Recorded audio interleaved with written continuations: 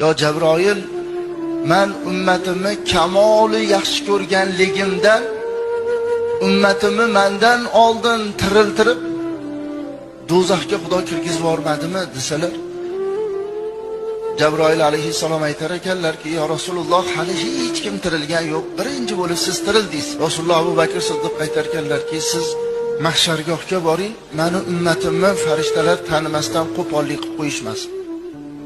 Yo Umar, siz Sirot ko'prigiga boring, oyog'i toyilib biror ummatim jahannamga tushib ketib qolmasin. Yo Ali, siz do'zaxning eshigiga boring, biror bir ummatim do'zaxga kirib ketib qolmasin. Yo Usmon, siz tarozini oldida turing, Alloh taolo meni ummatimdan birortasini do'zaxga hukm qilsa, kechirishligini siz so'rang, siz so'ragan narsani Alloh taolo bermaslikdan uyatadi deb 4 ta sahobani 4 ishga mas'ul qilib qo'yar ekan.